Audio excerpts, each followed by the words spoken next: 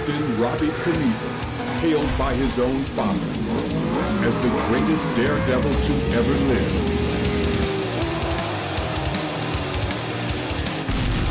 The first to conquer the fountains at Caesars.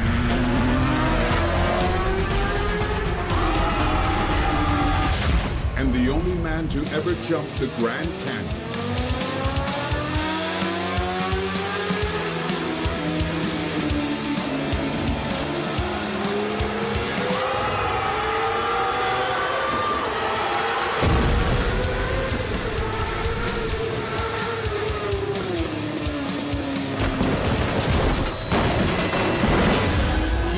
Is the living legend of Knievel, an intrepid risk-taker who has walked the line between life and death countless times, pulling the trigger on the most mind-boggling motorcycle jumps of all time, and lived.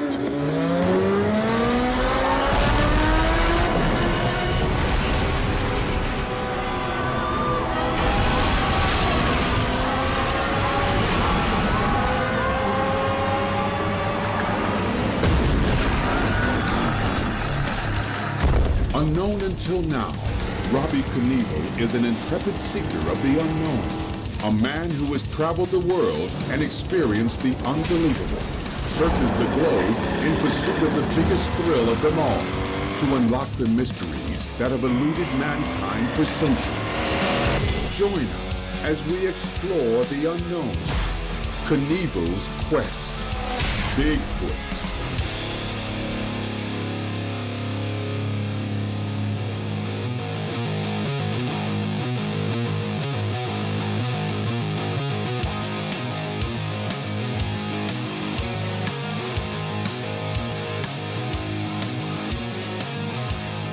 Hello, Bigfoot seekers. I'm Warren. They call me Squatchy because I've been searching for Bigfoot for most of my life, ever since I saw the Patterson-Gimlin footage on TV in 1967. Now, years later, my best friend, Robbie Knievel, and I get to go to Willow Creek, which is the town nearest Bluff Creek, where the infamous footage was shot. Robbie's been interested in Bigfoot for as long as he can remember, too, so hang on for the ride as we journey to Bigfoot Mecca. I just want to go to a place where I've heard stories and had eerie feelings my whole life. I've never seen a Bigfoot. I've never seen a Sasquatch. But when you look from space at the earth and what God created with the ocean and everything in it, and the mountains, the rivers, and the unknown, and how fast I heard Bigfoots move and everything, I believe they're out there. And I had a friend, Doug DeMocha, the Wheelie King, take a picture of a footprint when he went on an expedition in Oregon, and I just always believed in them, and I'd really like to see one, because as big as they are, they probably got a big heart, and maybe I can sit down and have a drink with them. I don't know.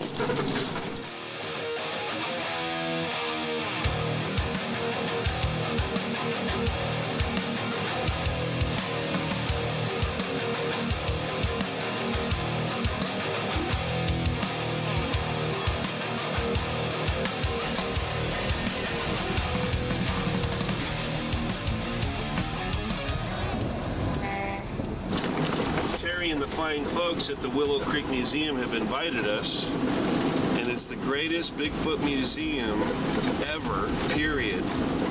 And of course, has the biggest Sasquatch wood carving that's just awesome. It looks like the hairy man or the weeping man or the boss of the mountain. I would just love to see a Sasquatch in the wild, and I've seen film, a few different films and pictures of Bigfoots, and it's totally believable. But I think it's my turn to go out after all the risks and all the things I've done, like my dad. It's time to go out and go on to man's quest and find and see and capture on camera Bigfoot.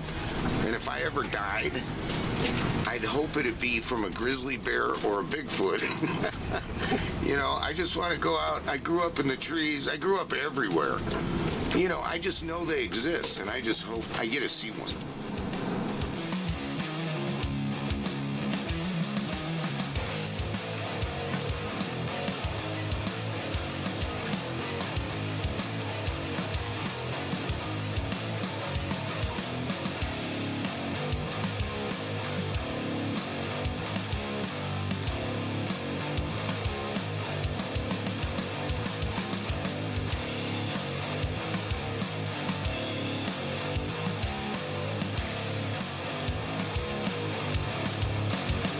some of the most professional Bigfoot friggin' seekers in the world with me. And I know more about Bigfoots than they do, so, you know. I'm definitely going to see one, have a beer with them, maybe a Twinkie, just so I can say I did. And if I don't get a picture of it, you know, you can take my word for it. I've been up in the Redwoods. Me and my girlfriend, ex-girlfriend, went through there at like 2 in the morning in the Redwoods, and I was going like 30 miles an hour in my Jaguar, and there wasn't a car on the highway, Highway 101, and all we were doing was staring, looking for a Bigfoot all the way through the Redwoods, man. Never saw one. I'm gonna see one this time. Humboldt County and all that, and the Bigfoot Museum I've never been to, so I'm really excited about that, and to meet the people that have had sightings, and to talk to them face to face, and know that they're for real. And I know if people are for real, because nobody knows people like I know people. I see right through people.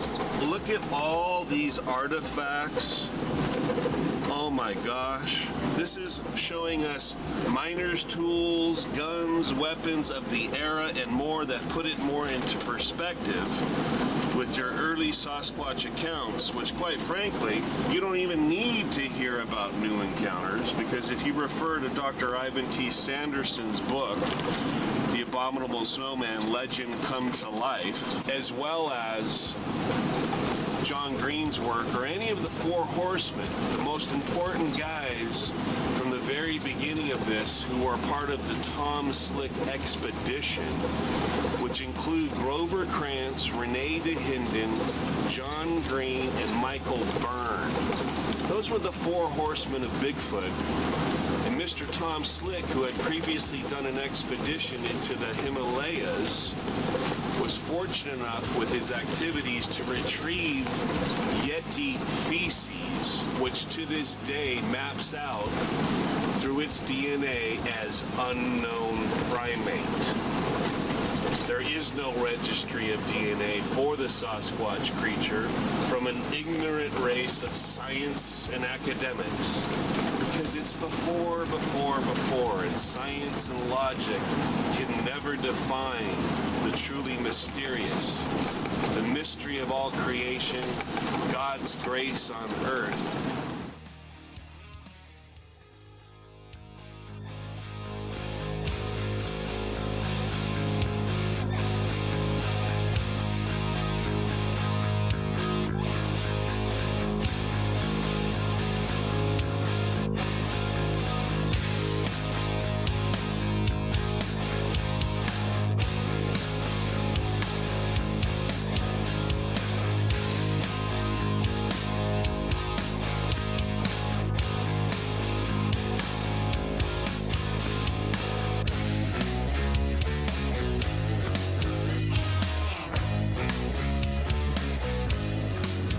The right habitat for Bigfoot, I have no clue.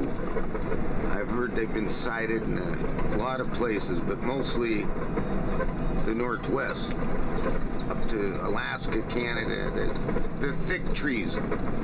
I think the thicker the better, so I'm just hoping I have a little short acquaintance with one of them. I hope it's a female, because it might only last for 2 minutes. And then I could have a half Bigfoot, a half... Never mind. Now look for Sasquatch. We are looking.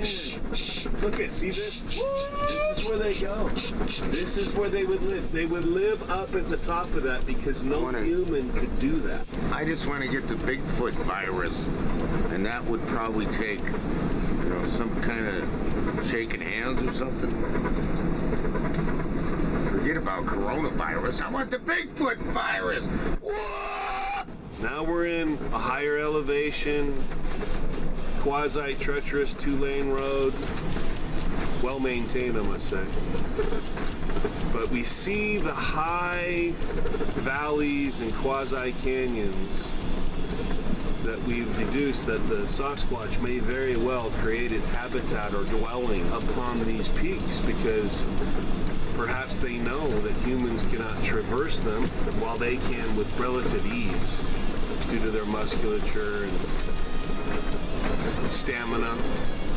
Perhaps it has to do with their feet, which have the bitarsal brake and leverage the weight of the Sasquatch in a different way than a human foot would. As we get closer and closer to Willow Creek, it's just so obvious why the Sasquatch would be here. Look, Rob, look at those mountains and the trees and... I'm feeling it. Unreal. 15 miles from Willow Creek. It's beautiful.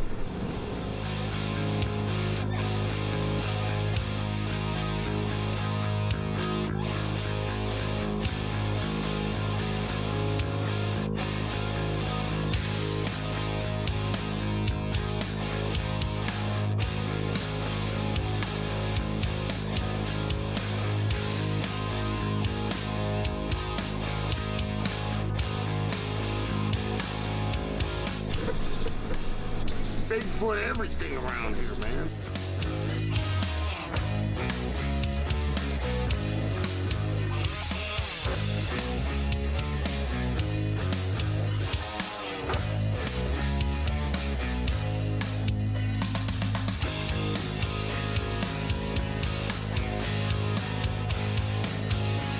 And here we are at the legendary Bigfoot Motel. It's full circle, as it's the same motel that the Four Horsemen and members of the Tom Slick expedition stayed in 1959.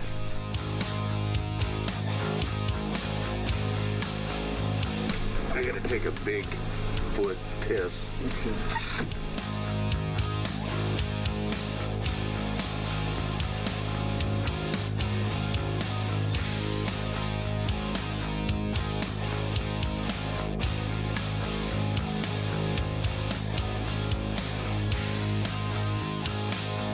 So I'm going to drop you off at the Bigfoot bookstore, the famous, legendary Bigfoot bookstore, to meet Steven Strufer and Robert from the Bluff Creek group.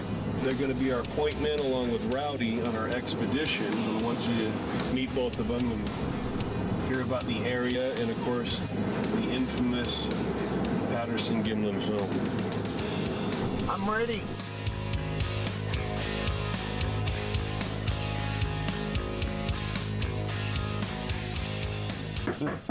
It is pretty there, I have to admit that. Hello! There's probably scorpions there. Hello, Robbie Knievel. I've heard a lot of stories over the years. I'm a big believer. I want to see, I hope, this scary monster, this Bigfoot, 7, 10 foot tall. That's what I want to see. Well, you're in Willow Creek, the right place to go. You know, just south of Bluff Creek, where all the famous stuff happened. We can't take you to the film site because there's a closure on it right now. But the nice thing about the closure, that place stays wild for like up to 8 months a year, where public access isn't there. So that means the animals have a place to go and hang out without people. And allows the resource to come back. So he makes it more of a nice place for wild animals to hang out. Yeah, we're just looking at the map here, the Bluff Creek area. We're always debating by looking at different access points, and we just got done talking about Louse Camp, or why they call it Louse Camp. Yeah, it's right in the bend of the creek there. It's where a couple creeks meet, and that's a traditional place where when they were putting the roads back in, that was their main camp back in the 58. Whose main camp? The loggers, when they were putting the roads in. That's ground zero Mecca of Bigfoot in Bluff Creek. That's the ground zero, huh? The Patterson film was shot, which is hard to see on here, but just up Bluff Creek, about right here, is where the Patterson film site is. I know it's just as far as you should get there real easy. Where's Willow Creek from there? Willow Creek is way down over here. How many miles? Maybe just like 25 miles. Is it steep mountains, thick trees, Sasquatch land? Oh, type yeah. stuff? I'd say yes on that. Well, this is where the film was shot. This is where those tracks were found in 1958. Okay. So all of the expeditions and stuff, the Pacific Northwest expedition in 1959 was based right there. So it's tradition for the Bigfoot hunters to go to this exact spot.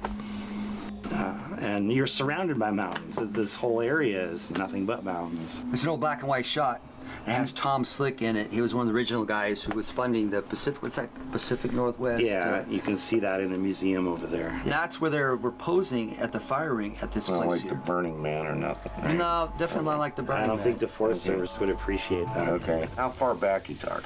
Well, that photograph was taken in the 50s. Okay. Was it, Stephen? Do you remember? Yeah, they made this camp here to be the base for the road construction. That's what I'm asking. So Yeah. 1958 is the classic year when they put the bridge in right here that says 1958 on it. Okay. It's also when they were making these brand new roads and they found all those Bigfoot tracks up there. Bigfoot was living undisturbed in here, except for a few hunters and campers. There weren't these roads to even get in there. They took it all the way across here to the top, and that really opened the area up for Give me logging and other uses. Give me a mile radius around this Well, ground zero. These little squares you How see on the many map, these are a mile. So 1, 2, So you're 3, 4, talking 5, 20 6, 7. 10 to 20 miles. Well, are you talking about from Lost Camp to Just where the film site? whole area Well, around ground zero, what you call it. wow, it would cover more than just what we have here. But let's give you a distance from Lost Camp, where it's the main central camp where a lot of people utilize, to the film site, which is right about there. And each one of these is a section. It's a mile. So you go about 1 mile, Okay, 2 miles. I see. So now you're looking at about a little less than 2.5 miles is the raven flies from Lost Camp to the film site. Is there mountains on this map? Yeah, it's topographical, so you can see the contour lines. But yeah, this whole thing's the a contour canyon. lines. Okay, Yeah. I see it. See, here's Bluff Creek. Right. And these are the headwaters There's of Bluff mountains Creek. everywhere around here, but Steep mountains. so there's a lot of water running Yes. through here, all the way to the ocean. Yes, that dumps into the Okay. Klamath out this way. Right. It goes in. So there's a lot of territory, hidden trees, thick Bigfoot territory to go fishing all the way to the ocean. Yes. Okay. And that's why there's been a lot of sightings in this area, and they call that ground zero. Yeah, because it's pretty close. It's the first established campground close to where Bluff Creek is. So that's Okay. why that's why we call it Ground Zero. Okay. In 1958. Well, prior to that, actually, but that's when the Jerry Crew cast was cast in 1958. And what is that? You want to talk about that, Stephen? Jerry Crew was the guy who was driving the tractors, making the roads. So, you'd have some loggers come out and cut the trees out, and then he'd bulldoze the rest. Okay. Cat Skinner. And he was bulldozing new roads up past this Louse Camp place where they started finding Bigfoot tracks in the new plowed dirt, right? So he was the guy who brought the track down to the newspaper in Eureka. And Is that that's where they how it got all over the global newswire. I've heard about casts of Bigfoot prints, and I am going to the museum, the Bigfoot Museum. And is this where they might have first found the first footprints? Well, this one, in this whole book, you got page after page of topographical maps, but this one page here has almost all of the famous Bigfoot tracks found in it. From here over to here where the Patterson film. Most of them. All of the most famous ones from the 50s and 60s were found right there. That's what I want to know. And they have copies of that over in the museum, so you can Okay. see them there. In the drawers there, you can pull them out and see the actual original casts Really? with the same sand on it, the same Bluff Creek sand on the bottom of the track. Cool. Congratulations, you're now the proud owner of sand from Patty's film site. This is from the film site, the Patterson film site. There's a corridor section where we found the film site area, relocated it. But the place where Patty kind of traveled through, this is sand from that ground where she would have walked. And you get your own sample of That the is sand. really weird, because my great-grandmother used to collect sand from every beach she went to around the world. She lived to 103. And I haven't seen a bottle that size with something in it, like sand, since then. So this is cool. Thank you. You're welcome. Yeah, it's kind of nice. It's like the sand is really fine, and some of the photographs you'll see of the cast or whatever, it's kind of like a bluish hue to the sand, and that's because it's the parent material kind of has a little bit of bluish coloring to it. I get and it. it's really sticky and soft, and if you could just put your fingerprints on these, and it really captures it. Hey, you can do that right now. Go ahead and press your finger on that thing, and it sticks to your hand. It's kind of gray. And if you look carefully at the sand you just pressed into, you can actually see some of the grooves of your fingertips in it. You can see it sticks. That's why it shows up gray on it. And it sticks right to your finger. So when Patty walked across, and in the movie, you see her walking across, and her bottom of her feet look kind of gray, it's because the sand is sticking to the bottom of her feet. Huh. You guys should maybe start your own Bigfoot FBI shows. In forensics. I'll FBI help you. forensics. So we went to go find it. Steve and I and Ian originally started looking for the film site. What helped us find it was kind of an aerial photograph, much like this one, where it was taken by Renee in '71, and you can see there's all these landmark artifacts like stumps, logs, down trees.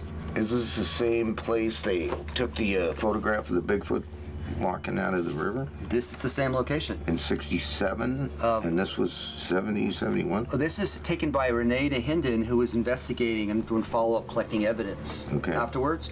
So he took the shot from the top of a hill to capture the whole film site area. Okay. And these artifacts line up with the old photographs in the movie of where it was. So what happened is, over years, I think 45 years before we started doing our investigation, this is now a forest. You can't see it. You can't see from the top of a hill. It's all overgrown. So what we had to do is we had to go through and grid search a map, pretty much go through and find a north-south axis points, grid into 30-foot size grids. I know it sounds complicated, but we drew a map of all the logs and stumps and down materials that were there into a grid so we could find it. And then we took that grid and we compared it with an aerial photograph, and we matched the artifacts that were in the photograph with the artifacts that we drew in our grid map. What artifacts? Artifacts would be like logs, Oh, the stumps, and the, organic deposits from the guys cutting trees way from back. the vegetation decaying over time. So here's this 1971. I'll put this back over here. And you have 71, you have these dead logs, right? Right. These snags. Well, they're decaying now, and and there are a lot of it's organic material. But you can't go here on a hillside like Renee did in 1971 and take a photograph of this because it's overgrown. So we had to go on foot, cross the gravel sandbars, and find a north-south axis point to draw a perfectly rectangular square grids. And then we drew into these grid the artifacts like logs and stumps in their position. You guys should line up my ramps. Really? Well, this Go is ahead. where we were hoping you could do a jump right over Yeah, right. there. Jump to the hillside here. And so we did. After we got all that done, we ended up taking that information. That's where this map comes in. Let me switch this for you. And we drew this. Are you guys millionaires? Let's go back to the jump. No, I'm kidding. So here's pretty much what we figured out, where all the landmarks were drawn in according to the grids that we created. So we were able to duplicate it based on this and the artifacts. So we confirmed that this was the film site. Okay. Before people... Now, is Renee a guy or a girl? Renee's the guy. Okay. Renee Hinden. I got an aunt Renee. I was just Oh, wondering. yeah. And there was a Renee on Finding Bigfoot, too. Okay. So all the background trees is what people were using originally, trying to look for the big tree. Right. Problem is, there's a lot of big trees. Well, not a lot, but a few of them, and they were pretty deceiving. But they couldn't see the stumps and the logs that we have drawn in here because it was overgrown, and you couldn't find these. Right. And the only way to find it was to stumble around aimlessly and trip over them, but they're all covered with vegetation. So in the process of doing north-south angle lines, 30-foot grids, walking through systematically and drawing the artifacts, which are the stumps and logs, into position, going back and forth, we were able to create this map. And this map proved to some naysayers that, yes, this is the film site. And people could point to all the big trees they want, but they didn't have these artifacts to tie in the big trees, and that's what we What did. we were surprised about the most is that these things still exist. You know, these are all dead wood, stumps and log piles from a big flood that washed through there in 1964. So it took out that whole sandbar, which is now grown back, and left it like that with basically nothing living on it. You know, and you can see the trees are already starting to grow back there in 1971. So by the 1990s, you know, nobody could find the darn place. But all of these things were like in a time capsule, preserved, you know, in the sand, not rotten away at all. No one had done any logging on the big trees, so we were able to basically see this film site as it was when the film was shot by taking away all the new growth and just representing this as it is. Right. It's all old. You know, even the living trees, we put a tree bore in there so we could figure out how many rings there were. You know, was this here in 1967 when the film was shot? That's how we figured that out. So we got a tree bore is a mechanical device that you bore into a tree. Right. Pull out the rings of the tree to estimate its age. So we estimated whether or not trees were here in 1971 when this shot was done. Which they could have been easily. Yeah, yes. So, like we found out that the alder trees, which are fast growers, I know they're the bigger wider trees. Yeah. and they were pretty much, they lived about 35 years and then they die out. So none of the alder trees that were there were at the time. And then the firs were there, some of them. How long do the firs live on an average? It depends. They could live And 250. there's a lot of firs, right? Yeah, they Different More kinds. than that, even. Some of them are White huge. firs to ponderosa firs Yeah. to Yeah, mostly out here we have our Douglas firs is predominant. Douglas firs. Yeah, that's here is most of them. predominant. Yeah. Washington. Well, some of them are huge. Like if you Yeah. watch that Bigfoot movie, you can see that gigantic tree in the background. Right. And that's the one we were all looking for. You know, Now, like, how long to compare to a redwood does that? Oh, well, redwoods will outlast the Douglas firs. The redwoods Wow. can live up to 2,300 years or more. Holy Yeah. cow. Coastal redwoods. Giant sequoias a lot Probably longer. Bigfoot's living in the redwoods. there's tons of sightings reported all from the redwoods all the way out here to Redding. You know. Right. Wow, I didn't know they'd live that long. At least the trees wise. We don't know how long Bigfoots live, but the trees wise, yeah. Maybe we should do a tree documentary. Well, if you're looking for Bigfoot, this is a good place to find one. You know. I want to build a tree house out here and just live here. Well, that tactic might work. You know, they say if you go out there and live like a Squatch and smell like a Squatch, you will be less offensive to the Squatch. You're more likely to see one. Got it. Yeah, it's a good place to look for Bigfoot. That's why we have all our trail cameras here. You know, set up all around the area to monitor 24/7 all year round whether there's any Bigfoot activity. Okay. And so project's been going since the fall of 2012. And it was at 2020 now, so it's been quite a long time. The bookstore here in Willow Creek. How long has it been here and how many books about Bigfoot and how to get established and why? So I opened this store in 2005. Okay. And I called it Bigfoot Books, you know, just because it seemed like a cool thing to do out here in Willow Creek. Since we have the Bigfoot Burger and the Bigfoot whatever, everything. Hotel, yeah. And so Bigfoot researcher people started coming in here thinking, well, it's a bookstore, it's got to be a source of information or whatever. Right. So since then, that's what I've been more and more drawn into doing is talking about Bigfoot every day. I want to get my own still shot of Bigfoot with me. We like to think this is the real place to look, you know, the best place to look. Right. From here up into Washington, the most solid habitat. Oregon, Washington. Right. Yeah, The but, great I mean- Northwest. The great Bigfoot mountains and trees. Yeah. Hideouts. But you know, like Caves. Everything. back in Ohio and those parts of the country, the trees and the deer and all the other things are coming back, growing and growing, and more Bigfoot sightings are reported out there. You know, Florida too, down in Texas. I mean, all over the country. You've heard of the term skunk ape, that's a Florida thing, so it ties into Yeah. Florida. Stinky, Yeah, but smelly, like get out of my way, get away from me, get out of my territory. The Yeah, it smell could- that they put off. it could very well be that. Because you're on your expeditions, we're going out, we walk around the forest, and every once in a while you catch a pocket smell of something really stinky, and in the back of your mind you're always going, is that a skunk? Or Right. am I being followed? Or is that Patty? But if you really want the Bigfoot action, you want to get out there into Bluff Creek, you know, a place like that where it's really wild. I'm hoping I'm going there. So there is a place we can't get you all the way to the film site, but we can take you to a place where Bluff Creek puts into Klamath River. And it's kind of a interesting place. We'll take you there. We also have a camp nearby, and we got a fire ring. We kick back a little bit. Maybe tonight we can go out and do some knocking or some calling, and we'll see what happens. Maybe we get some action out there.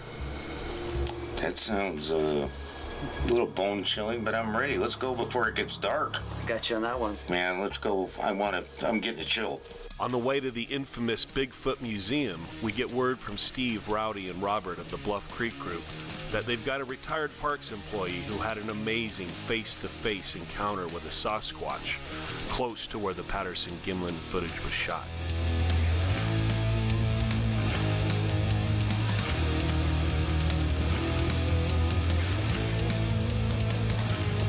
Hello. I'm Dick. Hello, Dick. Nice to meet you. You all three look like characters. Where we are now, it was so full of smoke that the streetlights were on in the middle of the day. We had driven our truck, a Forest Service truck, up Highway 96, and we had stopped at the ranger station in Orleans. This is before there was radios in the truck and any of that stuff. So we knocked on the door and told them where we were going, and they asked us if we had a camera. And yes, we did, and we had a good camera, and so they asked us to please stop and take a photograph or several photographs of a place where there had been some illegal logging and the theft of a couple of Port Orford cedar. And my partner and I got up there, and we had other things that we wanted to do as well as take pictures. All the time I was there, I had this feeling, you get the feelings, I get the feeling. Somebody is up here watching me. But I'd look around and I could never see anything. So I took a whole roll full of 36 shots. Right. And my partner came back with the truck, and it seemed pretty much like lunchtime to us. So we had some nice fresh water and blackberries, or blackberries for lunch. All right, we just gobbled them up. I love them. And went on and walked maybe a mile and a half, did all of our measuring and all the stuff that we had to do, and came back, and my partner was driving, and we're on this really narrow road. I mean, it's maybe 12 feet wide, maybe 15, but not a two-lane road at all, and it's a dirt road. And all of a sudden, he's got his foot on the floor, and he said, "Son of a bitch, look at that."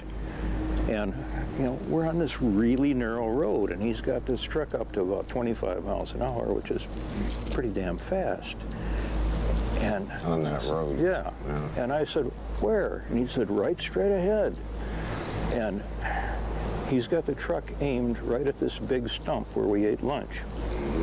And there's a head and shoulders that came up from behind the stump and took one look at us, and then, so if I'm facing you, and this thing turned around like this and looked back up the road the way we were going, not where we were coming from, and then turned around, and it ran up an old skid trail. On 2 feet or 4? 2 feet. Okay. Okay? And we figured out that, hey, that thing wasn't any bigger than, it's not 10 feet tall. It's not anything like it. It's no taller than we were.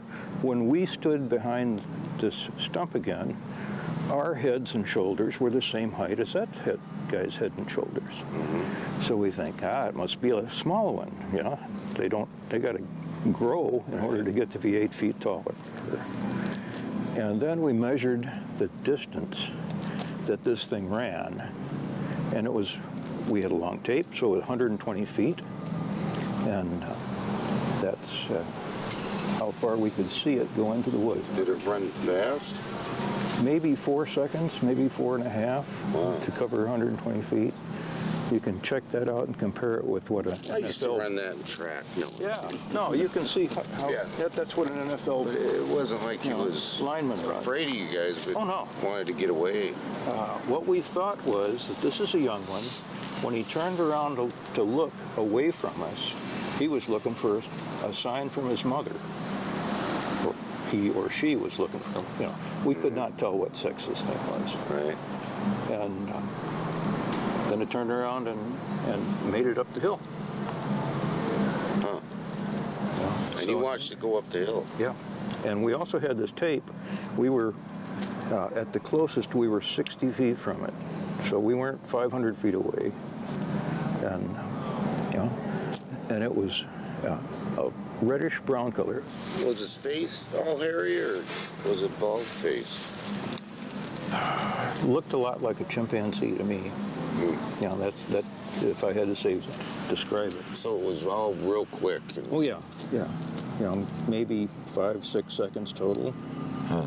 But that's a long time when you're Yeah. looking at it. Oh, yeah, I know. It takes me 4 seconds to go over a long jump. It seems like forever. We've got Bobo here too.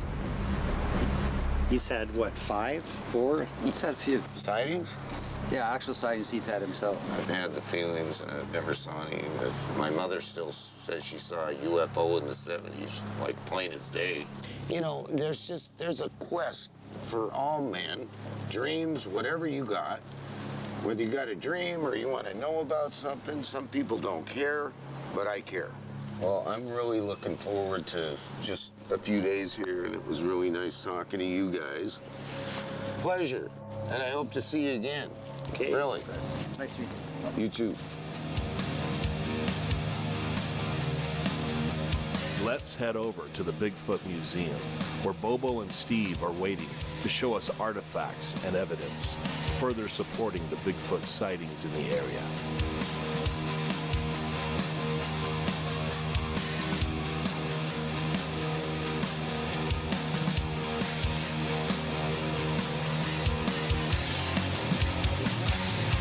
Museum of Willow Creek, China Flat. Am I at the Bigfoot Museum? I hope. I'm looking for Bobo. There's Bobo. I see Bobo. Bobo, Steve. Robbie. How you doing? Hey, the captain. Nice to meet you. I see it. Yeah. What's happening? Just hanging out at the Bigfoot Museum. I want to see it. There's a whole separate room for Bigfoot. Want to check it out? Of course I do. After you, Steven. The classics back here. This is the real golden era, the original Bigfoot cast and tracks. This should all be in the Smithsonian, but they don't recognize the Bigfoot yet. So it's here. But this is the best stuff in the world. Holy really, cow. Bigfoot history. Tell me about these. Steve knows about these ones. Jared Carew. Yeah, in 1958, these were the first ones that got on the AP Newswire, went all across the world. And it's where the name Bigfoot became popular. These were the first ones that were documented in the area that weren't just rumors or ancient legends. Well, yeah, because Jerry, they said all those drunk loggers were seeing things up in the woods, and Jerry said, drunk, he's a teetotaler, Sunday school teacher, so he got some casting material, and he cast that, and that's what he came back with, and they took the picture and went globally, around the world. It was only 21 years later I jumped in writing.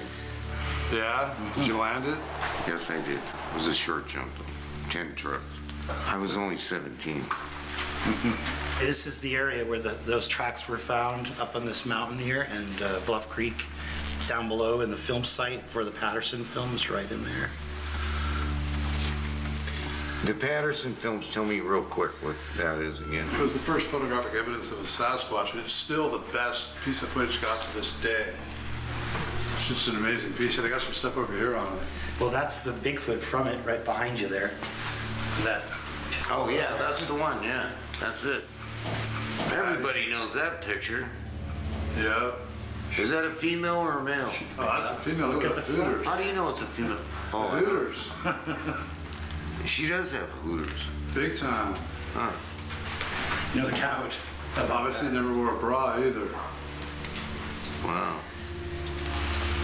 She's I always thought it was a male. She's ugly. She's beautiful.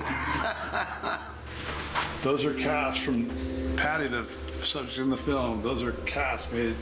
Patty LaBelle? No, Patty the Squatch. Patty the Squatch. Really? Yeah, those are the footprints that were cast afterwards. Left and right. Why do they call her Patty LaSquatch? Because Patterson film. Roger Patterson I call my manager was the guy who Squatchy. shot the movie. Patty LaSquatchy. Yeah. Dutiful. Yep, that's the man right there, Roger. It's a testament to him that he even got the footage. Uneven ground and cowboy boots, trying to hold that camera. It's amazing he got any footage at all.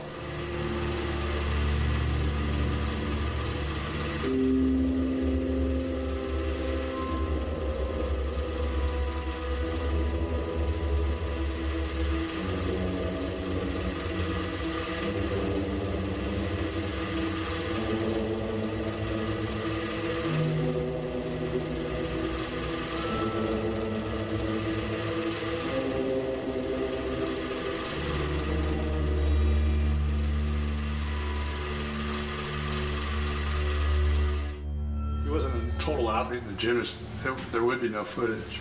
There's about 10 more of them we got in the storage over here. And these are a lot smaller than those other ones in that other case. But you see how much bigger that we think is a male. These are the female. So there's a good chance that they could have been a breeding pair or related somehow. Because the tracks were found 9 years apart, but same area. When you see these other casts around here, you'll see what the researchers looked for was the flat. If they found a track, they looked for the flattest, most even one. Whereas, but for the anatomist, it's what's really great is when you see the flexibility of the foot and how it pushes. So you know it's not made by someone with a wooden footprint. Wow, these are incredible. There's the famous sort of mid-tarsal break that Jeff What's the Meldrum likes biggest to talk one you about. got? This one? Well, you know what's funny is that it could be, we've seen trackways where it goes from 14 to 18 inches in the same trackway because their foot's so flexible and like their foot's like almost like a hand. It's kind of more like a chimp. It has like you know, you have a ball in your foot where your toes bend. They have another ball further back from that, a couple inches back, so their foot bends It's twice. huge. Yeah, that's big. Holy moly. These are big feet. Big foot. That's where they got the name. It's not like, you know, the ape from years ago. Oh no, It's like these are huge, like a strange primate, whatever. the biggest that ever lived. If it's Gigantopithecus, it's the biggest primate that ever lived for sure. A lot of people theorize that Sasquatch is a leftover remnants from the Gigantopithecus blacki. They found them in Vietnam and China. They found teeth and bones, some molars, jaw bones. And from that, they were able to reconstruct that skull. Yeah, and this here was cast by a Deputy Hereford up in Grays Harbor, Washington back in 1982. It's considered one of the best tracks ever got, if not the best. You can really see the foot morphology, the bone, how you can see that double ball, like the first ball and the second ball. That's the mid-tarsal I see break. what you're saying, yeah, it's huge. And then the other thing you look for in these tracks is that if it's living flesh, they call it the mushrooming effect. Like if it was wooden cutout, it would stay solid, like you'd have the same depth. But these ones, you'll see it's living flesh because they flatten out like real pads. They have a padded foot. That's what you're seeing there. Okay. But you know, you can see that the toe is up in the front, not on the side like an ape. So it's a different species from either human or apes. Is what we're looking at. They're their own trip. But I'm not telling you anything you don't know. I'm sure you learned all that in medical school. I think I'm kind of a doctor, but this is amazing, and I really thank you guys for showing me this. This is really cool. How many times have you broken your feet? You know what? I have the weakest feet in the world, and they're, you know, size 9.5. Little guy. Shoot. Yeah. No, my feet.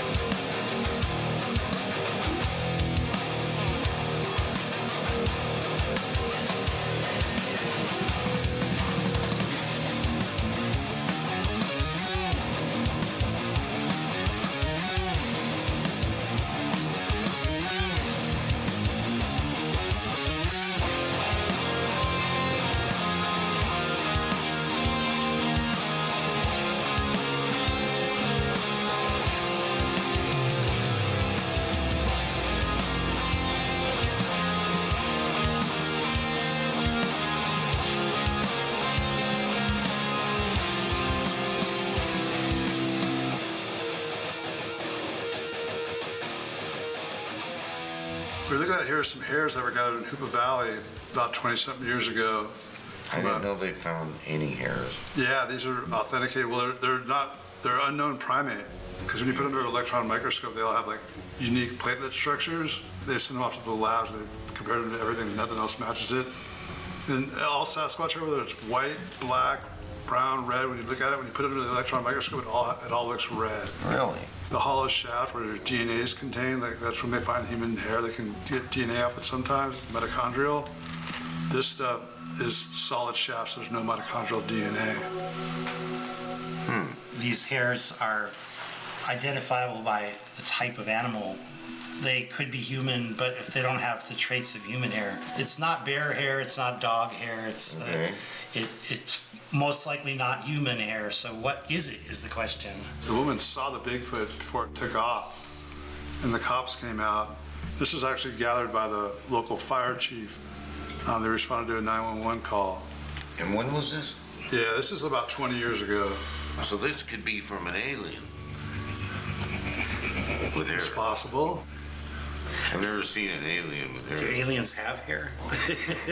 Now these are interesting, because this gave the anatomist and anthropologist a lot of information on how the bone structure of the foot was. So, and then with this track next to it, they were able to map out the bone structure of the foot, and also looking at it, it matched exactly with the cast. You see like the mid-tarsal break and all that. Now this guy that found these originally was a hoaxer, but there was 1,000 prints like this spread out over the side of the mountain. And look how big that is. You see your lifeline. My honor. Oh, you got a long one to go. Damn it. I don't think there's any dermal ridges on this one. No. Too bad you can't predict Bigfoot's lifeline. This looks like Block Creek sand right here. These are paddy tracks. These are from the same track where you saw those other tracks. What's great about these is you see the total difference, how it's not a wood cutout. I mean, it's obvious, like it's a living, flexible foot. This is what they call cripple foot, because of that one there is Yeah, like a club foot.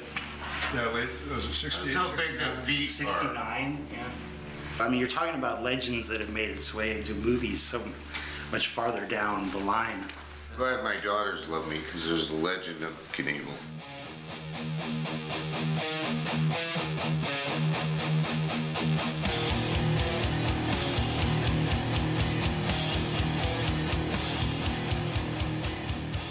These amazing artifacts can't be underestimated. The photos, the hair samples, the casts, and of course the Patterson-Gimlin film itself would be enough to convince a jury. But it's the eyewitness encounters that take it to another level. Next, we rush over to the Trinity River, where many sightings have occurred.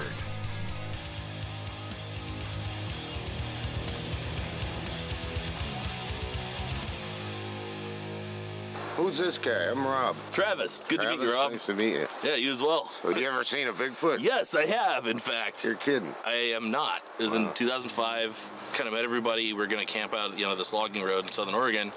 And I put food out and the whole, everything that the Bigfoot folks do. And two things kind of walked downhill and started throwing pebbles at us. The creatures? The Bigfoots? I didn't see them at the time, but something was up there throwing little pebbles down. So that was unusual. Did you ever actually see one? I did. The next morning, everyone was still asleep, but my friend shook me awake and said he heard something back by where we put the food. So I said, well, let's go look. And he had actually woken up before me and seen sort of a gorilla type head through the trees. He turned, I was looking uphill, and I see him out of the corner of my eye turn, and up it goes. As I'm looking, I saw a Sasquatch, and it took 3 steps up and away from me, and it was kind of a reddish brown and just enormous. The first 2 steps, it had its arms way up like that, and I could see like the muscles of the shoulder and this huge bicep. And then on the 3rd step, it started to put its hands down, and then it was just gone. Huh. And so I walked back and was blown away. And when everybody, I can picture this. I gotta see one. I think I probably would have convinced myself that I was mistaken if I hadn't seen the footprints. And they were up a steep hill where I could match sort of the stride, but it's so steep I couldn't take a step up from that. I ain't chasing them. I'll go hide out and wait for him. All right, Bobo, you showed me a lot of landscape and river, and I was wondering if you ever caught any rainbows or anything. I've caught a few salmon and steelhead. I don't fish the rivers much. I'm more of an ocean guy, but this is great fishing, and there's actually a really good run right now. There's a big steelhead run and some salmon also. So steelhead and salmon. Yeah. So no rainbow, really? There's a few other trout in here, but the main, what people fish here is salmon and steelhead. So they're running right now. Fishing. Yeah. So the Bigfoot's actually capitalizing that. They come when not so much the rivers, they'll hit them in a little bit of the rivers. When they go up the feeder streams, they'll get them when they get up in shallower water, they pick them off when the fish are laying their eggs. Really? Yeah. Everyone says, where's the bones? You might have seen a Bigfoot bone, we wouldn't know what it was. It looked like a cow bone unless you saw the skull. Right. So what is a Bigfoot? Has anybody ever seen any Bigfoot droppings or poop? I've found it a few times, yeah. It looks like human usually, but way thicker, and it's maybe up to 2 inches in circumference. Well, that's amazing. I mean, you have pictures of... I got a few pictures of some scat, yeah. I mean, they're living, breathing animals. I mean, they leave scat, they leave hair behind, they leave, footprints. I mean, they're a physical being. We'll go out and do some howling, some knocking. It's like 70 degrees right now, but it's supposed to snow later on. What do you mean today. knocking? You go to a tree with a stick and just take this and just crack. Maybe do like 2 or 3. Does it matter what kind of stick? Or? Hardwood's better. Yeah. Sounds more natural. Yeah, we've used baseball bats or clavas, like from the drum kit, stuff like that. My great-grandma gave me the inside of a vein cane that was so hard, I could have knocked a Bigfoot out with it. I know you've had some amazing encounters, Tell me about some of them. They've been mostly downriver from here. This is the Trinity River. And you flow a little bit north, you're in Tupa, and that goes for 12 miles, and then you get to Witchbeck. And up from there is Bluff Creek, the next couple drainages up. So up from there up is where I've had most of my stuff all happen. I've had 2 sightings up there on Bluff Creek. I had my only daylight glimpse up there. It was just like a half second. I saw half the body stand out behind a tree. What happened was I was with my buddy. We were going squatching. Squatching is just watching squatches. Going looking for squatches, right? Yeah, it's the act of searching for Sasquatch. Okay. So we were squatching, and it was so hot we thought, we'll just go down Bluff Creek and we'll walk in the water and just kind of rock hop and swim through the deep parts and just enjoy the day, get out of the heat. Never think of Bigfoot to be out in the heat of the day because they're big, heavy, hairy animals. They're mostly out at night.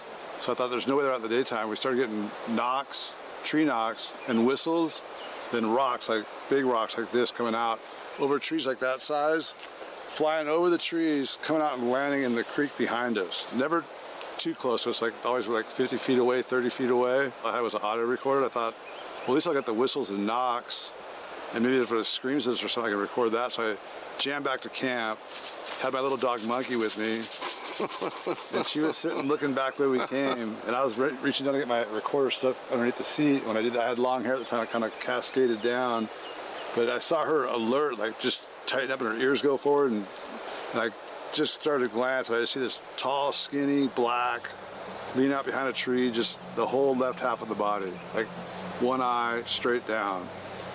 Really, really thin, but with a broad chest, tapered, V chest, but no muscle tone at all. Then I saw one a year later at nighttime, and Robert the Ranger, that's with us now, him and another guy had heard this Bigfoot moving around coming in towards the camp, and another guy and I myself didn't know about it. We'd walked past him down the old trail. In the dark, we were going to walk down to the bend so I could do a call down to the next canyon, and this thing tried to cross behind us. We thought it was another guy with us because he's like a kind of buff weightlifter guy. So we turn around and look, we thought it was our buddy Bart. He's like a kind of buff guy. We thought it was him. We're going, Bart, is that you, for 5 minutes? We're looking at it going, what's going on? And then it just crossed the trail. People talk about how they're real smooth, you don't see a bobbing up and down, just like a glide. They're almost floating, sort of. But it just walked across, and I didn't realize this at the time until it happened. When we walked back there and saw where it crossed, it's that Bart. We could hear it climbing up the cliff and crossing the road to go up Onion Mountain. And we walked back, and there's Bart and Robert hiding in the bushes with the night shot camera, hoping the thing walks up. This was at night? Yeah, it was at night, pitch black. And So what I realized was that when I saw the daylight the year before, it somehow snuck. When I turned away for a second, it took off, it jammed up that way. I went up there and smelled the most powerful smell. You always hear about the Bigfoot smell. I've only smelled it a few times, but that was the most thickest one. You could walk back and forth like through a 10-foot cloud and walk 2 feet past it. You didn't smell nothing. It just hung there because there was no wind at all. Still, we think they have secretion glands like other apes, great apes, like how we smell there too. It's right for them like a skunk, like when they get agitated or mad or upset. The Native Americans up there on the peninsula were talking about almost like a piss and vinegar, a really strong smell. We think that they do like a skunk thing where it excretes out of their that makes sense. Armpit area. Because that's what gorillas and orangutans and stuff like that, it's the same thing. It's a warning to other animals, like, I'm upset. So when that day, the year before in the daylight, when I saw the tall, skinny one, I tracked it down right where that one had crossed behind us, and there was this trail, because we used to walk down this old Bluff Creek road all the time, and you'd always look down in the creek, and the other side was just like, from here to the truck with brush and trees. I tracked it, and I'd never looked to the side to the right because there was just like 30, 40 feet of brush and some small trees, and then like a vertical dirt cliff about 30, 40 feet as Onion Mountain Road goes up there. So I never even looked over there, and I realized there's this like 10-foot, 9-foot, 4-foot wide trail, wide Bigfoot highway. I'd walked by it hundreds of times and never noticed it. And that thing had gone up there. Bigfoot highway? Yeah, you'll find these things out sometimes in the woods, and they're just cleared out the whole way through, like 8, 9, 10 feet up and 4 foot wide. If you ever find one of their nesting sites, they'll never use it again. I think once you get hip to their trails, they quit using them for the most part. They get overgrown again. But I know where there's one that's still up, but it's up in the snow, above the snow line. We couldn't get to it. If you come back in the summer, we could hit it. Oh, I'll be back. Especially if I don't see a Bigfoot. I'll be here. But just downriver this way, the Klamath River's down there, and the Trinity runs into it, and then you get down. That's like a hotspot zone there, which it radiates off from Bluff Creek up to the Redwood National Park. There's like a 10-mile radius where I had most of my Bigfoot stuff happen. I've never had anything happen on this side, but people do all the time. I just don't spend much time here because there's a lot more people here. You've heard from people that had sightings all right over. Here. Yeah. People see them right there. People have seen them all around here. Over these hills right here, crossing the road right there. I was riding horses up by the trailheads. They go up to Emerald Sapphire Lake up in the Trinity Alps, right above the Trinity Alps Resort. We was just riding along, and then the horses didn't want to go. And them horses were born and raised up there too and stuff, so they wasn't scared of the bears or nothing like that. We had them on the property all the time. Just pretty much seen something going up the hill, and it actually had a butt, like a bear, like don't have a butt, standing upright, going up through the brush, over 7 foot. It's in the middle of the day. Kind of made your hair stand up and real eerie feeling. But we always got those, because we did a lot of packing back up in the Trinity Alps, and it's big, real rugged country, pretty much like here. When we was kids, you always hearing stories about them throwing rocks at people and whatnot, like too big of boulders for a human to throw. There was a time when Dad, he was not really a believer in anything that wasn't real. And he seen the tracks, big old strides, like 4-foot strides. And the weird thing is that it was it wasn't like how a person walked. With 2 feet, it was like 1 foot after another in a straight line. He saw the tracks, and his girlfriend she went and hid in the camper, and he really believed that it was there. But we seen something. We're in the zone right now, half mile from town. But up there's that's where I had my scary encounter, where I had my first where I for sure knew it was a Bigfoot and nothing else. I didn't see it that night, but I got around here. Yeah, just right down that ridge line. Followed that ridge line down about 12, 15 miles. So is it most sightings have been in this area that you know of in the United States? Is that why they did the Bigfoot Museum, the Bigfoot Motel? No, this actually isn't really, it's a hot spot, but it's more a historical hot spot. It's because Bluff Creek's here, and the first cast came out of here. Then the PG film, Patterson Gimlin film, the first footprint cast. Yeah, came out of here. That's where the word Bigfoot originated from, the newspaper out of Eureka here in Humboldt. And then the PG film 9 years later that's what really put us on the map. So that's what's always brought people here as like a Mecca spot. But There's more sightings. You don't get as many vocalizations here. They're quieter up in that area. They don't do the loud screaming and yelling like other parts of the country. Believe it or not, if you want to really hear a Bigfoot, probably the best spots to go would be like East Texas and the pine thickets there where it's kind of swampy. Up in Michigan and like West Virginia, those areas, they vocalize way more back there for whatever reason. I had my best sighting not far from there over on the Apache Reservation, the Hickory Apache Reservation up in Four Corners. Right. I had my best sighting there in 2004. I didn't know I was looking at a Bigfoot though. I had a night vision around my neck. There's a bald eagle. Yep. Alaskan pigeon. That's a good sign. Always. All right, Bigfoot next. It's a precursor. See that? The bald eagles follow me around. I was doing a jump at a casino in Washington, Nooksack. Oh yeah. And they had me an eagle club made with a head. I'll show you later. Way. It's in my bus, yeah. That's for chiefs. And yeah, and feathers hanging off it. 3 feathers, because I wear 3 feathers. They did that on purpose, I guess. But the day I jumped, a bald eagle was flying around, and the Indians, Native Americans, they just thought that I was something because of that eagle flying around. Right. You know, that meant a lot to them. 20 of them told me after the jump, "Did you see that eagle flying around? No wonder you made it." What'd you jump? I jumped 150 slot machines. All stacked up, 3 rows of them. That was a good looking jump, yeah. Classic. It was close to 30 cars. Funny story. So when Rob jumps the Grand Canyon, you know, just looking over there, you want a Ralph. But anyway, he does it. It's amazing. And he goes too high and too far. And then he hits a bump. So we get these emails. Yeah, well, you guys should have leveled it out and all this stuff. And they're so clueless because we did not move a speck of their land, which is our honor. Why didn't you tear the rocks out? The bump over there, and then the hay bales. What do you get? Part of the canyon, you know. You can't just tear it out. How far was that jump? That was the longest jump I ever did. It's 231 feet. Yeah, 231. It's hardcore. 3 times as high, 3 times as far. You land 3 times as hard. Right. It's a whole nother thing, you know. Right. And God bless his dad. Period. End of story. But his dad jumped XR 750. Dude, when he jumped on, it was insane. Oh, I know. I mean, my dad's gaps were usually 80 feet. Right. His practice gap's 90 or 100. The longest jump my dad ever tried was on the 650 Tramp at Caesars, 120-foot gap.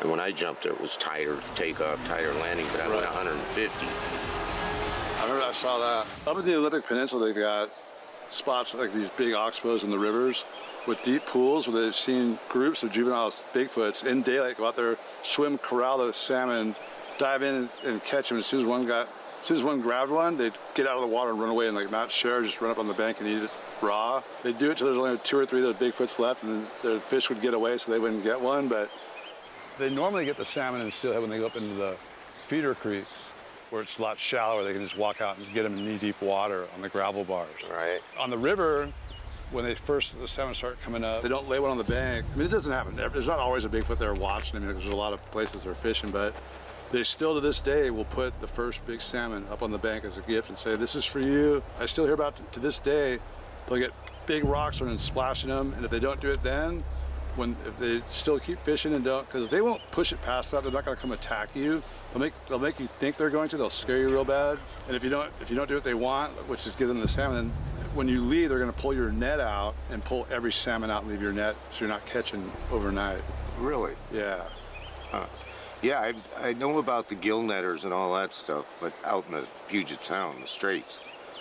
And I just, you know, I only heard a couple stories, but enough to make me, believe things. Oh, yeah. It's just like you telling me stories, all the research and years you've done things. I cannot not believe it. We don't know exactly what they are, but we know they are there. And they're big. They can get huge. Yeah. I saw a 10-footer up outside of Wichita up there in Bald Hills. That was the first one I saw back in 2001. And it was gigantic. I I remember looking at it going, how could this not be discovered? How could this not be in a zoo or a body or like it's the biggest thing in North America. It's the biggest land animal in North America. All I can think of is they're so fast and high. Yeah. And I was going to ask you, like in the hot weather, you think they go hang out in caves in the mountains? Yeah. I mean, is there a lot of caves around here? Oh yeah, definitely there's a lot of caves. There's pretty extensive cave systems out here, and there's a lot of old mines. Oh, okay, and they are all over underneath the ground, All like over. where I grew up in the mining town in Montana. Yeah, see, in those places where it gets really bitterly cold, they utilize the old I've mines. been down in them underneath in the mountains, and them we used to do that as young kids. Go in there and with flashlights and Right. look around, and I mean big, huge mining tunnels in the mountains. How dangerous does that seem now? Oh, scary. I But, know. we were young and having fun. It was like a challenge. Let's go into mines tunnels, man. If your 10-year-old kid was going into the mines now, you'd be like, get the hell out of there. Yeah, now I wouldn't even want to go in there. Right. So the natives have coexisted for thousands of years with these. They have a very deep body of knowledge of Sasquatch behavior, and they have a, not a complicated relationship, but like an established relationship, like don't shine lights on them, don't shoot at them. When they come up and say, hey, I'm here now, it's time for you to leave. A lot of places, it's the Indians at daytime, and at nighttime it's the Sasquatch. They gotta leave by nightfall. They can go gather medicine there, but they have to leave before it's dark. Why?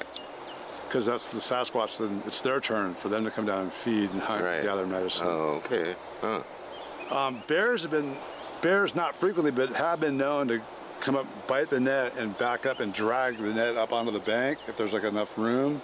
But they don't you can tell it's a bear then, but when it's a Bigfoot does it, they pull it hand over hand like we do, and they make a pile of the net there. So that's how they know the difference. Who, the Indians or Yeah, all the of us? natives. Because only natives. Now I know. Only natives can fish the rivers with gill nets. So they're the only ones that have this experience. Bo, thank you for answering some more questions, and I'd like to ask you some more in different places, wherever we go in the next couple days. All right. And I really appreciate it. Thank you. Brother. Thank you. All right. Let's go. I'll show you some more spots. Sounds good.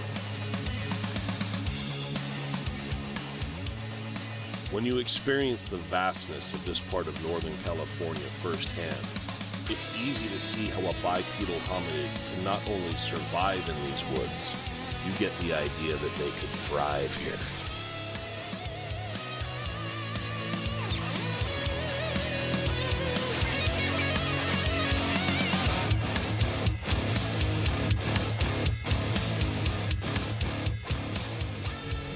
Let's travel along with Bobo as he shows us the passage to the infamous Bluff Creek area that Roger Patterson and Bob Gimlin traversed in 1967.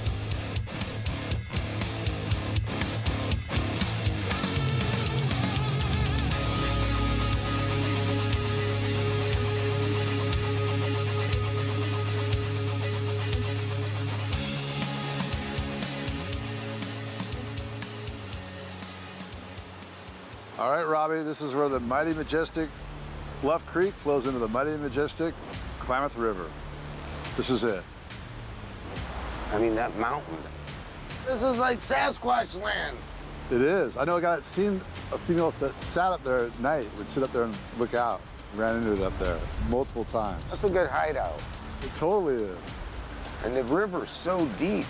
Oh, yeah. Giant sturgeon in there. Lots of salmon, steelhead. Steelhead, salmon, everything. Washington, Oregon, everywhere, but I've never been here. And this is just like Sasquatch country. It is. And when it gets dark, you better camp out with me.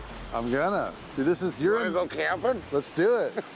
That's an old joke. This is the Mecca. Dude, this is the Mecca for Bigfoot. This is for people who come from all over the world. Dude, I've met people here from all over the world. People from Europe, Asia, South America that are here and just come here in amazement. Well, I'm amazed. I've been around. This is amazing. I get this feeling of just Bigfoot. Bigfoot. Bigfoot. Boom, boom, boom, boom. Did I see a jump in your future? Should I grab the flare gun? You can jump that, dude. You can jump the gap at Bluff Creek. Why are you talking a little cash, man? Me and Bigfoot get paid to get seen. But let's, when it gets dark, we're gonna go hit a couple trees, maybe see what... We got some thermal imagers. I'm good luck when it comes to seeing animals. I'm due. Let's go. So you got two cowboys that could barely afford gas money. They had to borrow gas money to get down here. They were coming down to film Bigfoot tracks. They got a call from Al Hodgson up in Willow Creek saying there's some fresh tracks on the logging roads. So they came here. Now look how rugged that is up there. You're telling me that two broke cowboys from Yakima, Washington, drove all the way down here. They went 25 miles up this rugged canyon to fake a monkey suit? Doesn't make any sense. No. But here's the other thing I wanted to bring you here for. Robbie, look. Ramp here, ramp there, jump Bluff Creek. Let me ask you. Guys came here and hiked years ago in 58? They didn't hike. They were putting in the first roads ever up here. The first roads ever out there. So the guys came down here and they were, what are you telling me? I'm just saying, like, when people try to say, oh, they hoaxed it, like, there's plenty of reasons you can show that they didn't hoax it just from what you see in the film. It's not a human. But why would they come to this rugged canyon? You go 25 miles up there to fake something. They could have had the guy wear a gorilla suit up in Washington. That's why I believe in the Sasquatch, the Bigfoot, God's creation, and the hideouts, and how fast they are, and how they're like the most mysterious creature on the planet Earth. We have the ocean, the planet Earth. We have 10 zillion things in the ocean we'll never see. It's always intrigued me. The trees, the mountains, the best things in life are free. Water, trees, mountains. And you do not know what God created. I mean, he created us. I hate the darkness because I had an experience when I was a little kid. You're afraid of something? Well, I saw something that stuck in my mind forever. It was like a midget evil devil. And it looked like a teeny little Sasquatch standing under my great-grandmother's tree, and I dropped the dishes and I never forgot it. And I saw it. Like some people have seen aliens. Some people have seen spaceships. Some people have seen Sasquatches, Bigfoot. I saw this little dude that was like the most evil thing I ever seen. Like a mean little devil from hell. It looked like a spirit. I've had my feelings in the mountains up in Washington on the Olympic Peninsula. I've heard my stories, I've heard everything, and I've heard about so many screams all around the country, all over the world, maybe. You can hear that. It's hard to see them, but you can hear them. I've heard about the scream. It's like nobody can explain that. Nobody can lie about that. And the smell and everything else, when they want their territory, they have a smell that comes out of them in a skunk type of way. Yeah. But it's a smell like any animal wanting to keep you away from everything. Right. The things I've heard through the years, living on the peninsula, all over the country and Canada, really. I mean, you know, the creeks, the Sasquatch, the Bigfoot, perfect landscape. It's getting dark. Let's go hit some trees, do something, light a fire, throw an apple out. I don't know. Let's go see if we can find a Bigfoot. I got some buddies that we're gonna go meet up right now and do it. Let's do it, brother. We've seen the artifacts. We've heard from eyewitnesses. Now Bobo takes us to a secret location close by known as a Bigfoot hotspot.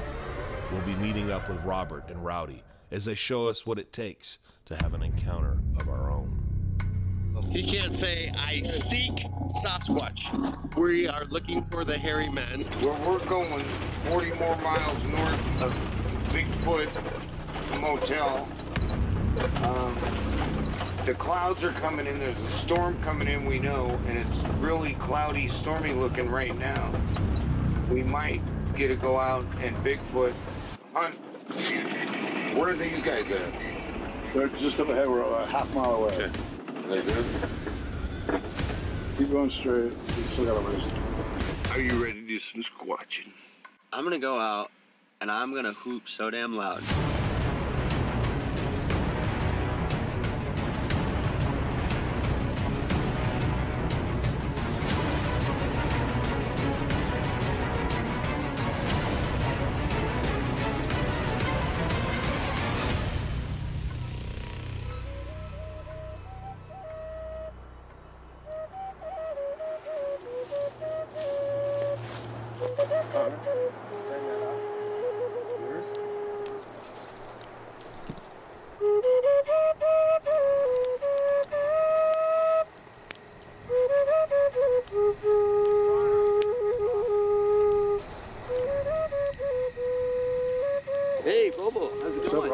Rowdy? How's it going? Hey, good to see you.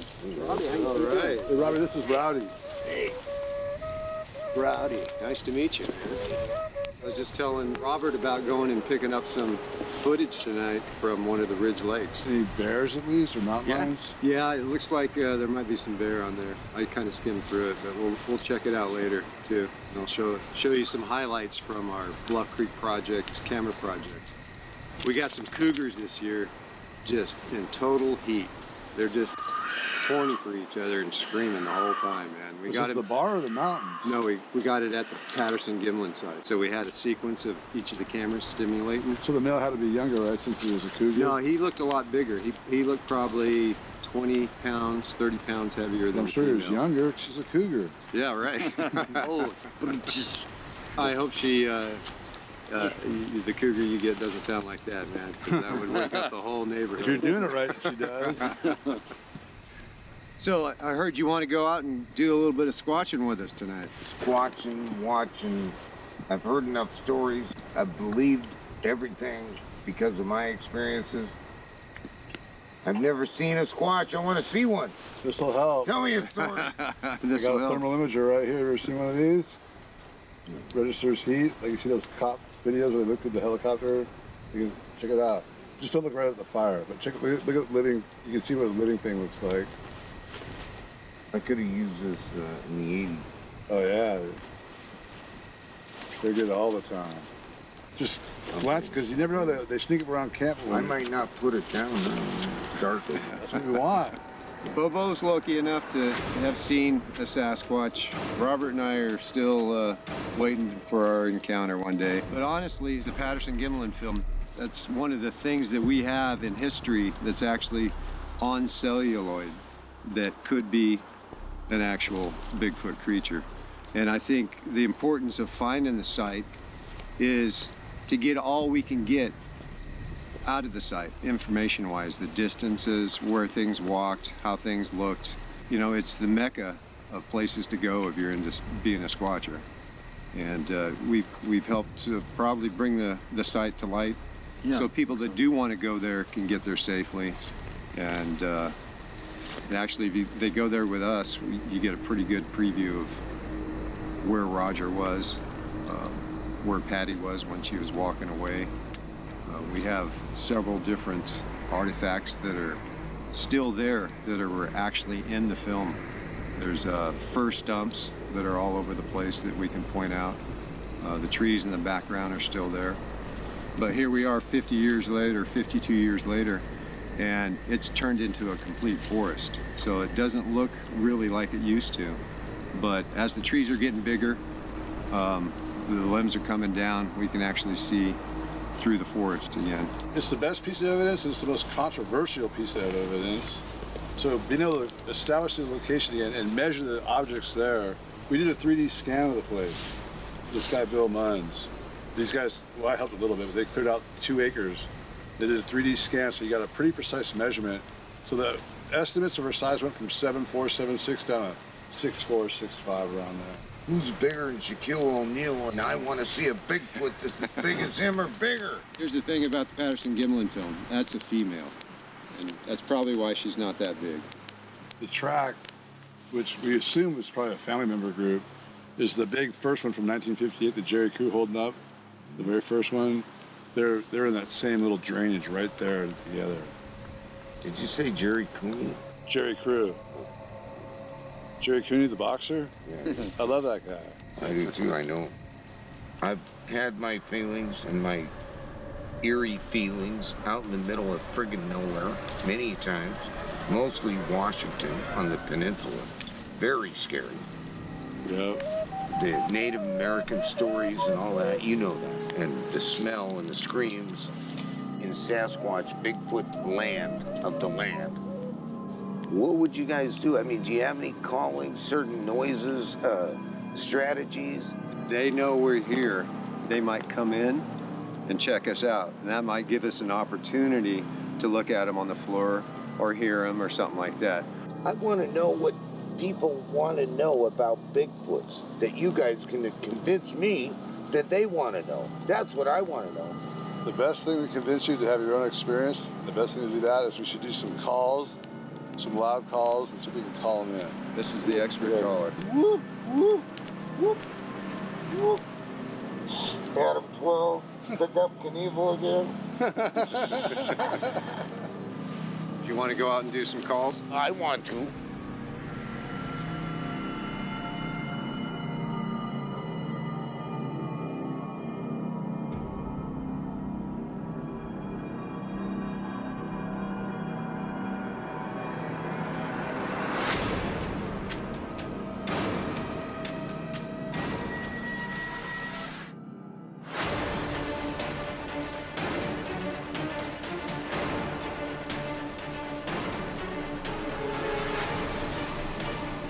Here's one of the ways we can attract Bigfoot. Some say, especially Bobo, that pounding a big old piece of wood on a big old piece of tree sounds throughout the canyon and probably brings in a Bigfoot. Why do you think that is, Bobo? There's only been 2 or 3 eyewitnesses that actually seen them hitting a stick on a tree, but we've heard it numerous times, and the thought is they do it when there's people around so they can alert each other where they are. They also have been observed doing it when they're like trying to sneak up on deer and position themselves when they pounce to get the deer out of the meadow. They'll knock to show themselves where they are. So it's like it's a signal to the other Bigfoot. Yeah. Well, let's give it a try, man.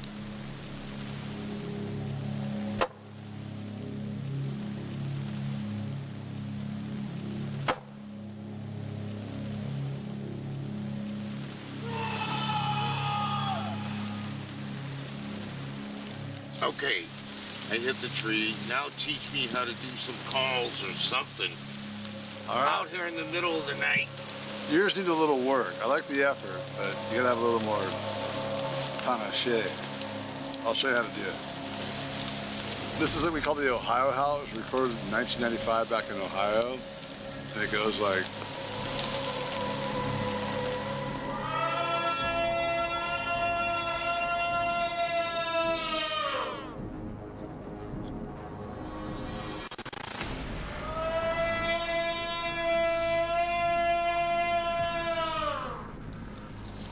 Let me try that.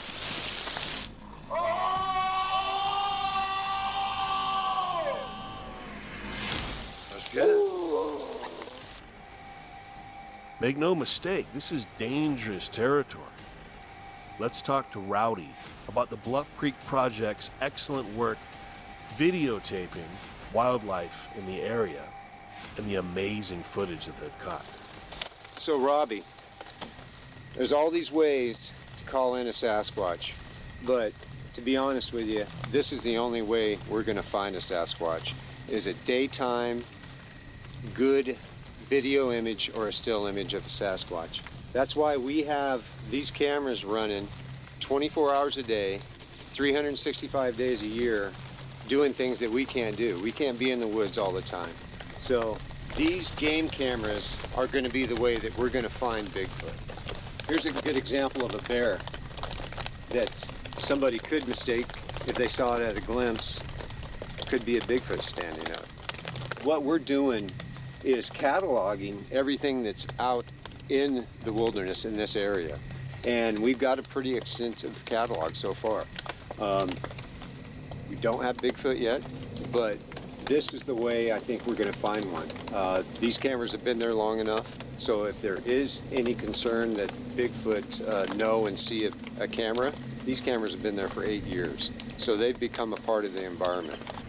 Seeing all the different animals that are out there, we know what something sounds like, we know what it looks like, and we have a pretty good idea of how many animals are out there. So hopefully one day, the Bigfoot does walk in front of one of these cameras. We have these cameras down at the Patterson-Gimlin film site, which is still the best piece of evidence that we have for Bigfoot. And that's what we hope to replicate with one of these cameras, is to see a Bigfoot walk in front of it. We've got just about every animal that's known in this area on these cameras. We've even gotten a Humboldt marten, which is considered extinct. We've got hundreds of videos now of this breeding pair. So in that sense, one day, there might be a chance that a Bigfoot will walk in front of our cameras. So Robbie, check out this Humboldt marten. These things were thought extinct at one time, but our cameras at the Patterson-Gimlin site actually got several videos of a breeding pair there. This is what stimulates us to keep this going, because someday, if we can get a Humboldt marten, which is supposedly extinct, maybe we'll find a Bigfoot one day. Thanks for coming out, you know. Robert and I have really been doing a diligent job the past 8 years now. Yeah, about 8 years. And the methodology and the consistency of putting these cameras out and making them work all the time may be the key to finding Bigfoot one day. So Robbie, I hope you had a good time, and I hope you learned something about what it's going to actually take to find Bigfoot. While we didn't see a Sasquatch that night, we learned that Willow Creek and Bluff Creek are still rampant with sightings. Hundreds of years and even recent encounters, according to our eyewitnesses. It's fascinating because when you're here in this area and see the surroundings and the impossible heights that you'd have to be able to climb to get to the top of these mountains, which is humanly impossible, it all makes sense. So it's only a matter of time. The right equipment, persistence, and tenacity. I'm sure Bluff Creek Group will achieve the Holy Grail footage, and no one deserves it more than they do. It's real, folks. There's way too many credible witnesses from all walks of life. They're describing the same thing and even noting nuances that each other doesn't know because they've never met or never shared. And when you begin to hear those similarities, you can tell what's a hoax, what's not a hoax, at least to the best of your ability. And when you realize that the sightings that they're talking about and they're describing are real, well, that just reveals that it's the biggest mystery of all time.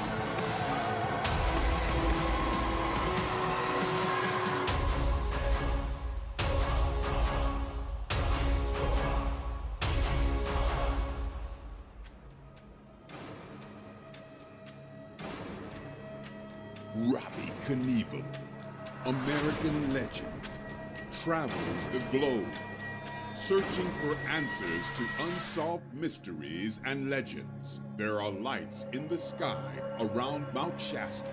Is it paranormal activity or aliens from outer space? Join us as Robbie Knievel explores the unknown on the next installment of Knievel's Quest, as we seek the truth beneath the mysteries of Northern California's Shasta Lights.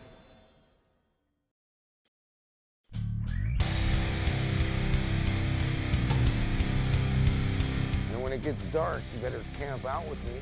I'm gonna. Dude, this is You your. wanna go camping? Let's do it. That's an old joke.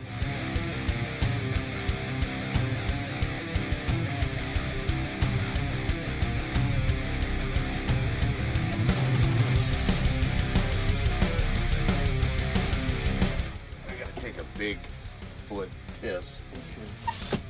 Well, to be honest with you, I think it takes a bigger piece of wood and the right kind of tree to really get that sound that a Bigfoot could actually create by swinging and hitting something. So I don't know if that cane would quite do it. So, You give it a try, man. like a dad tap or just a tap? No, like you're gonna hit whack. a ball out of the park. Fuck dad. That's your dad's revenge right there, buddy. That's your dad's revenge, dude.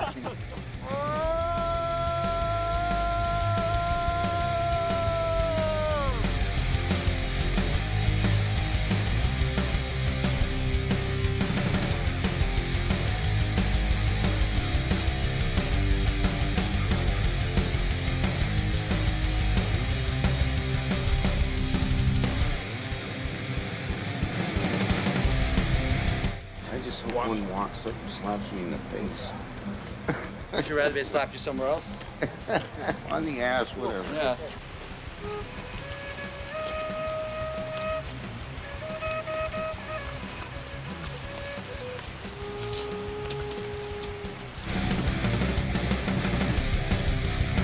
I heard a Bigfoot scream in daylight down here one time.